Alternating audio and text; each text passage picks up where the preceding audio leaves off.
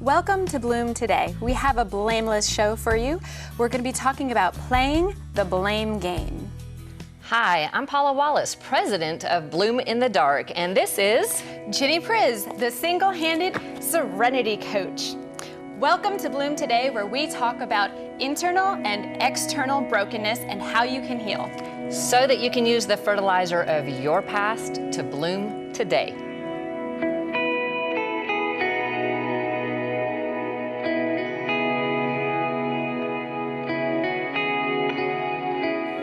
Hey everybody, today we are talking about playing the blame game, which means, Jenny, it must be your fault. It's not my fault. It's definitely your fault. What? I don't even know what we're talking about, but it's definitely not my fault. The funny thing is, when it comes to this blame game, it's usually Satan blaming us. Sometimes other people blaming us. Right, or we feel like we are blaming us even though Satan does it first, and sometimes in our mind, and he's like, no, it's your fault, it's your fault. And we say, oh, it must be my fault. Right. It must be my fault. And then you start getting shame and guilt and condemnation, and it digs a hole for you that you can sink into super, super fast. And I wish I did not know anything about this particular blame game. Yeah. But I might have run into it a time or two in my life. Yeah. Well, as victims of abuse, that is so common. That is pretty much number one thing that happens after abuse. We blame ourselves, and that, of course, is, like I said, a product of what Satan tries to do and how he tries to warp our understanding of what actually has happened to us. Instead of pointing the finger, playing that blame game as to whose fault it was, we instinctively, unfortunately, want to put that onto ourselves. And that's true for me. When I experienced an attempted rape, I was the after-school special. I felt like, oh my gosh, I've seen this after-school special, and yet I still fell into the trap. I was asked to go into a back room and look at something on a computer, and initially I said, no, I'm not going to do that. And then, unfortunately, a half hour later, I got so concerned for this person because they had been upset that I said, well, I better just go check on them.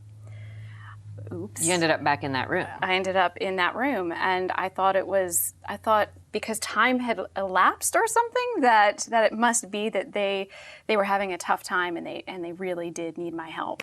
And unfortunately, that was not necessarily the case. Right. So them locking the door and pinning you down on the bed might have been a clue that they had a different plan in mind all along. Sure. And might have been, but in my mind, then it turns to, well, I'm still the one who went back there. I'm the one who decided to go in, so it must be my fault. Even though I knew I was putting myself in harm's way, that's my fault. And then, of course, afterwards, when I had panic attacks and all kinds of fear that came into my life, and not being able to go outside at night and walk alone, having to call people, I couldn't walk home. You know, I would stay for hours in buildings until I could find someone to walk with me. And I was being overly dramatic. So I, of course, was blaming myself again, because here I am making the choice to be overly dramatic. And there was not a lot of me pointing the finger at anyone in that case. It just wasn't even an option for me. Right, and it's funny how when I was a teenager, and of course growing up in the church and on the mission field and all this stuff, they would be talking about purity and how you needed to stay a virgin until you got married, and the very, very strong message about purity. And all I kept hearing was that I was worthless because I got raped when I was 5. And by the way, I didn't say no, and I didn't scream.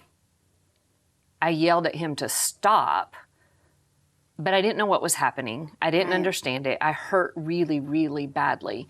But it wasn't that I fought back or I said no or that I did. But you were 5. Right, but that's the fact. The lie doesn't matter. Satan doesn't care what age you were when he blames you. I just knew as a teenager talking about purity that I wasn't pure, and therefore I wasn't lovable, and therefore it was my fault I would never be loved or be in a healthy marriage or have a future because I was at fault. And by the way, kids, whatever age they are, they always blame themselves. Yes. Their parents get divorced, They blame themselves. The child's fault. Somebody gets hurt, it's my fault. I got raped, it was my fault. I didn't blame other people, I blamed myself because somehow or another I shouldn't have been where I was, or what had I done to attract their attention to me? Why would they have done that to me? It must have been something wrong with me. No. It was my fault. Absolutely not. But that is what the enemy wants us to believe, but that's the enemy speaking to us. And that's certainly not what God is saying to us. In no way is he condemning us for being the victim in these places. But what if you dressed a certain way? What if you were the after school special because you were dressed a certain way, or you shouldn't have been in that house at all? But I was not the perpetrator in that case. You were still the victim. And that's where, when we're in a healthy, sane place, we can see the lies. Right. The evil is being done by somebody choosing to do evil. The victim is not to blame. That's not the issue, because no matter how you've dressed or where you are or whether or not you froze or could say no or fight back or any of the things, if somebody's doing you harm, if they're hurting you, they're making the choice to do the harm and to do the hurting. And so often with perpetrators, we've seen that it really has nothing to do with the victim personally. It's whatever's going on in their life, in the perpetrator's life, their need for control, their need for whatever it is that they're not getting, that some need that they need to fulfill. And it's less about the actual person that they are harming and more about what they need to get. Right, and they may just have picked you because you happened to be at the wrong place at the wrong time. Convenience sake. Or in my case, because I was a perpetual victim, and I think I had it tattooed on my forehead. You don't see it there anymore, do you? No. Not that tattoo. No, I have other tattoos, not the tattoo on my forehead. But for me, it was starting to understand the lies. That Satan had been feeding me lies, and it didn't matter what the situation was. It didn't matter where I had been hurt or taken advantage of, or what role I had played in it, whether it was I wanted to avoid women because I was so scared of them. So I gravitated to men to protect myself from the women that I was more scared of. And then with the men, I knew that predators were the ones that would give me attention.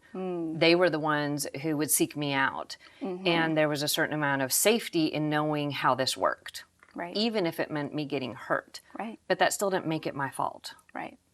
And no, absolutely not. Recognizing those lies, which there's 3 kind of major ones that can help victims stop blaming themselves so that they can become ex-victims. Amen. So been there, done that. Oh yeah, I got the t-shirt. Yeah, and because Satan is such a big liar, liar, liar, pants on fire. John 8:44, it says, he, meaning the devil, was a murderer from the beginning, not holding to the truth, for there is no truth in him. When he lies, he speaks his native language, for he is a liar and the father of lies. They're all lies.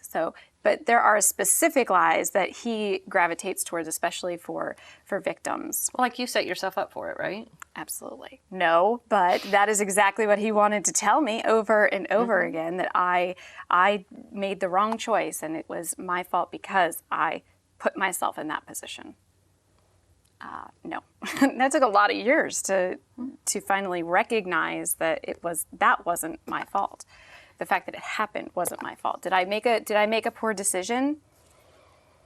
Yes, I won't be making that decision again. However, the act itself, the abuse itself, was not my fault.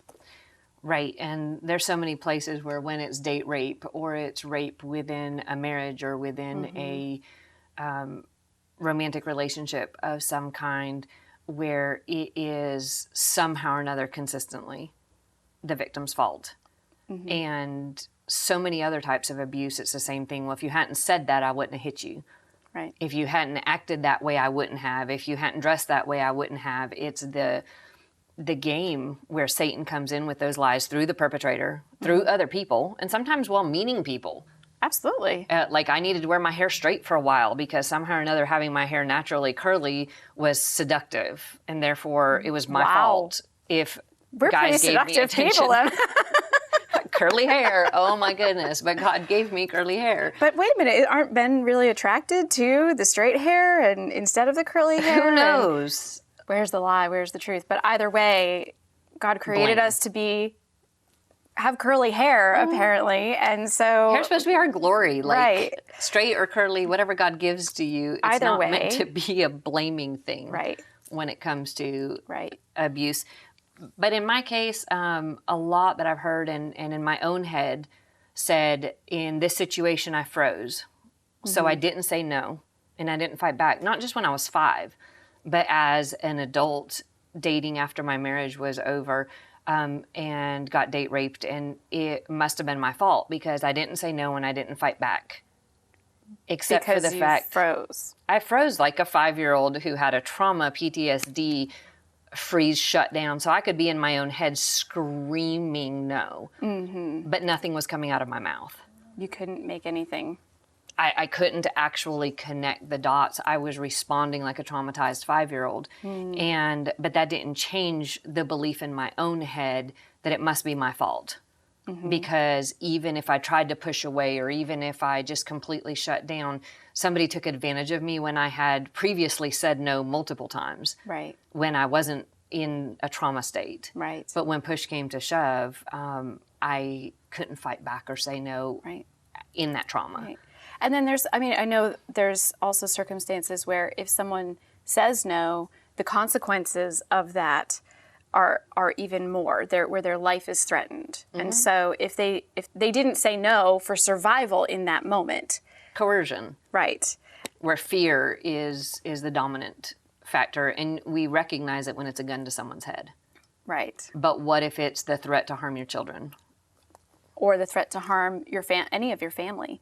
If the threat of children, if you tell anyone or say anything, I'm going to hurt your sister. Right. And Satan wants to just use that again and push that against you as the victim. Yeah, and even the places where somebody said yes because they didn't know what they were getting asked. Right. So they get asked, oh, do you want to do? And they're like, oh, yeah, sure, not having a clue what they're saying yes to. And then they find out through the trauma that they were saying yes to something absolutely different than what they understood. Right. And then the lie comes in after that, well, what if you got pleasure out of it somehow or enjoyed it? What if you had something, feelings, or your body responded in some way? Then it must be your fault, right?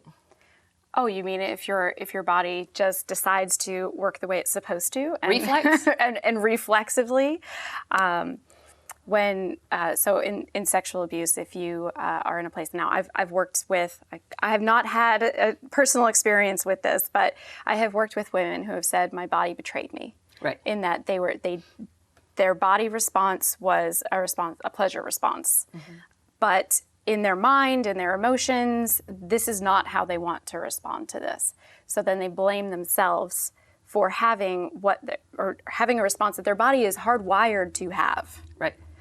And I think we had discussed this before, and I had said if you sneeze because there's Dust in there's the air. dust in the air, are you going to blame yourself for having that reflex, or are you going to say no, it's just a sneeze? And my body is wired to do certain things. It's wired to have a reflex, and I don't need to be shaming myself for that reflex. Right. And in cases where it's a family member that is doing harm, especially sexual harm and molesting a child, so many times the child feels like they're going to lose the parent or lose the family relationship with somebody if they stop. Right. That abuse. And then when their body does respond in that framework, then they're like, it really, really must be my fault because there were, pleasure sensors involved in this. And even if in my case, like it was just flat out pain, there was no pleasure involved at 5 years old with a rape, but it was still where my mind was then triggered to tie pain and pleasure in a sexual context as an adult, and that's can twist all kinds of things up when you're discussing this. And it's still going back to, again, whether the manipulation is control, coercion, a relationship that'll be withdrawn if you don't perform or continue in this abuse, whether it's just a physiological issue.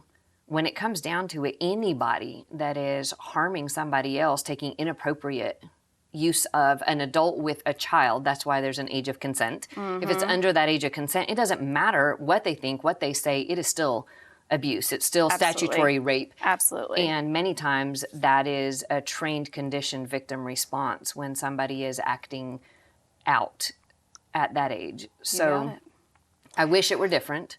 Yeah. But once we start recognizing these lies, then we have a chance to really start seeking after the truth so we can heal Absolutely. in these areas. Yep. It's a tough subject, but... And we have a guest. We have a fantastic guest that I'm so excited to bring on. An ex-victim who has a powerful story. Karen Brockington, would you please come in and join us? Please. And Jenny, can you give her a hand, Oh, I can give her a hand. Karen, I'd like to give you a hand. Wow, this is so cool. Hands down, no pun intended. That's so cool. Hello, how are you guys Thank you so much for doing? coming on. You made our mugs.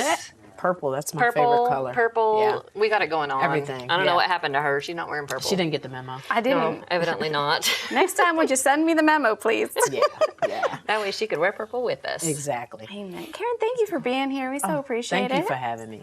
We were Thank talking you so about much. tough subject today. And I know that it's something that is close to your heart Yes. as well. Would you share with us a little bit about why that is? Well, one, because for years I blamed myself for the abuse that I took when I was younger.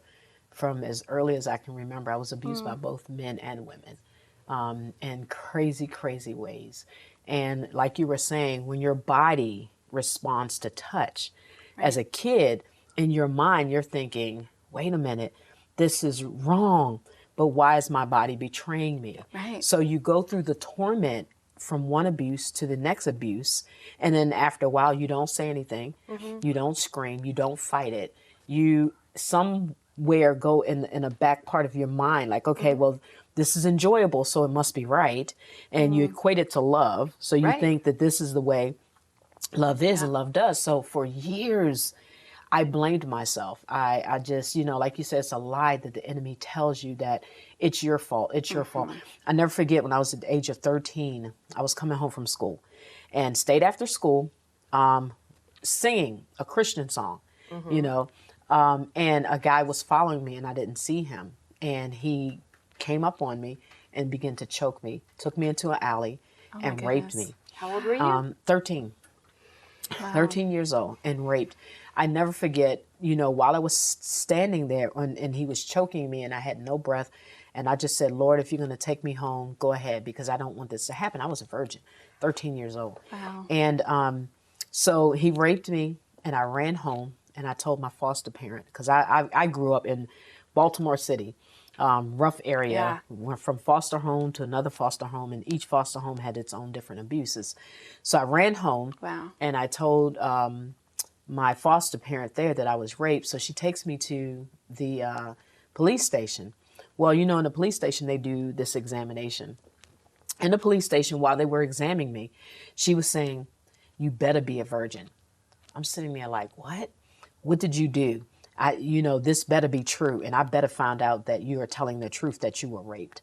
So she told the doctor while he's examining me, and back in the day, they didn't have the plastic stirrups that they had to open you up. It was the steel ones. So imagine at the age of 13, no compassion from the examiner, examining me. And then you have your foster parent that's supposed to support you, blame you, and protect you, blame you. So I'm standing there saying, oh my gosh, Lord, I am a virgin, and I was a virgin, but he didn't penetrate fully. So I'm like, am I going to get in trouble when I get home? And this must have been my fault. What did I do? So you have all those emotional things going on. So the doctor confirmed to her that I was. And so instead of me being focused on the fact that, oh my gosh, I just got raped by this grown man, I'm focused on the fact that I'm going to get a beating, another form of abuse from my foster parent, And so I went through that. And then she announced it to the church that I was raped and that I liked it.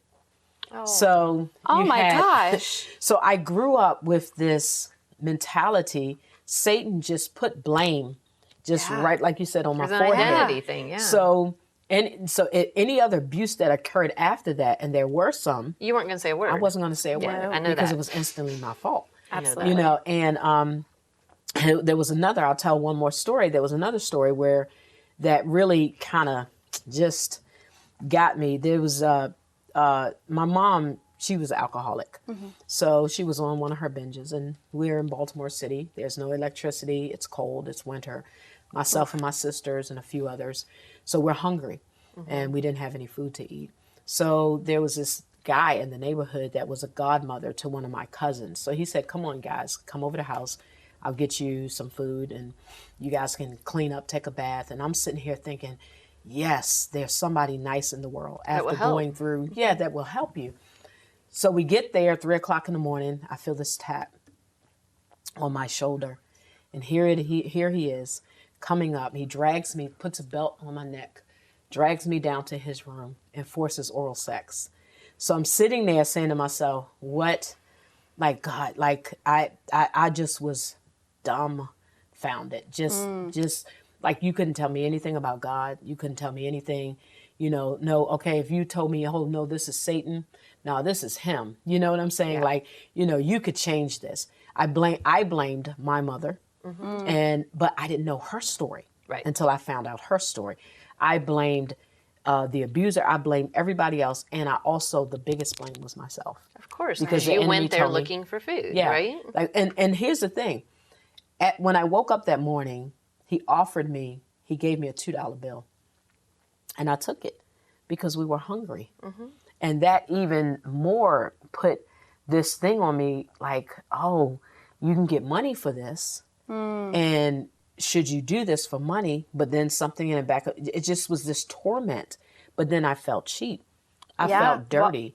To me, that was worse than the actual act. Right. You saying, here's a $2 bill. Right. And the thing is, I took it.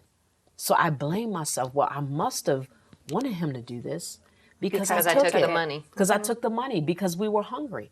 But one day, at the age of 40, because you know how it is when you're an ex-victim, you go through life, everything you do. No, I didn't do this. Nope, it's not my fault. I didn't do it. You get this complex about every little thing somebody's going to blame you for. Right. Even now, sometimes I go back into that at my 50s, go back to that. Nope, I didn't do it. It wasn't me, because You're Satan, scared. you don't want to be at fault. But at the age of 40, I will never forget what the Lord told me. He said, do you know Jesus was abused? He was whipped, spit on, talked about. He was tempted on all points and was abused. And Pilate, because Jesus was God in flesh, Pilate had to declare, he said, I find no fault in this man. Right. I find no fault in this man. And he said, it is not your fault. I never forget that day. I cried. I just released. And this is 40. And you're talking about this abuse happened when I was from 5 years old up until about 17 years old. And I just cried. And he said, it's not your fault. He said, it wasn't Jesus's fault either. He did nothing. He stood there. They abused him. He didn't cry out either. And it wasn't his fault, and it's not your fault. And God began to work on me and deliver me and to heal that, and That's did not allow beautiful. the enemy to let me be overtaken with blame, because a lot of times if you get stuck in blame, then everything you do, you're going to revert back to the blame becomes your security blanket. Right. Absolutely. So if you do something wrong, it's because of this. If you do that, it's because of this. No, you have to be willing to let that go. Nicole Mullen's mom used to tell me, she said, you can want to be healed, or do you want to hold on to it? Which one do you want? And I said, I want to be healed. She said, then you're going to have to let go of the blame, let go of all of that. So when I stopped blaming me, then I was able to forgive the abuser. Right. Then I was able to not blame my mother. Start getting freedom. And start getting freedom. Yeah, the scripture God used with me was when Jesus talks to the woman caught in adultery. Neither do I condemn you. Yes. And that was when she was caught. There was no question. And in that case, they weren't saying it was rape. They, it might have been. You never know. Yeah, but absolutely. Jesus is saying, I don't condemn you. And how do we condemn ourselves if Yes. he's not condemning us? Yes, when absolutely. he's paid that price for us. So did. you had a beautiful song. Man. With Yeah. that you said spoke to you in this. Yeah, during the process, I think it was right after the abuse with the oral sex, and then right after that, I was raped by my mom's boyfriend, and that's a whole nother other, and I wound up getting a beating for that, because she thought they got us drunk. You were and- stealing her guy. Yeah. So this song it's written by Tommy Sims, but sang by CeCe Winans. And I never forget sitting there one day, and I was like, Lord, you just can't, you just don't exist, And then I saw CeCe on TV singing, "For God so loved the world that he gave," and I said, "Oh, love gives and not takes." And then later on, when I was going through the effects of the abuse, this song, "Everlasting Love," began to speak to me. And I'm going to have one of you guys I'll read. Would love read to. just a couple verses. Yes, And absolutely. When the darkness filled the urgent sky, and the tears welled up in the corners of my eyes, and the sun would shine for the pouring rain, wondered if I'd ever see daylight again. When the stars protest at the moon's refrain, and I told myself I'd surely go insane, and the earth kept turning at an alarming pace, and I couldn't talk my heart out of joining the race. I remember a time I couldn't close my eyes. I would lie awake despairing. Don't know how many nights, afraid of death, that my chest would give way to the fear. Pulled the covers over my head, and I cupped my ears. In attempt to escape the deafening sounds of silence, in attempt to escape these constant visions of violence, and with death as close as it could possibly get, heard a voice in the distance saying, "Cece, not yet." And I put my name in there because it talks about that night season when you can't sleep, when all you hear in the silence is loud. Yes. And the torment is there, and your head is spinning, your heart is spinning. And then just when you're just about to say, "I just give up," he says, "Karen, not yet. Paula, not yet." Isn't that amazing? And that's why you win. Yes. That's why you win. Yeah. Our ex-victim of the week. Woo! The cup is And the cup is purple to match your outfit with chocolates and tissues. And we are celebrating not the brokenness that Satan Yes. does and the lies he tells us about it. We are celebrating the life and the healing and the joy and the way you're able to minister right alongside others and using the fertilizer of your past. Yes. To bloom. Yes. And you're blooming today. Yes, I am. Like our TV show's called Yep. Bloom Today, I am because that's blooming. what you're doing. Yes. A free PDF copy of the Bloom in the Dark book and a full list of Bloom Today's coaching tools can be found on bloomtodaytv.com. Then visit Bloom Today's Facebook group for deeper conversation. Alpha.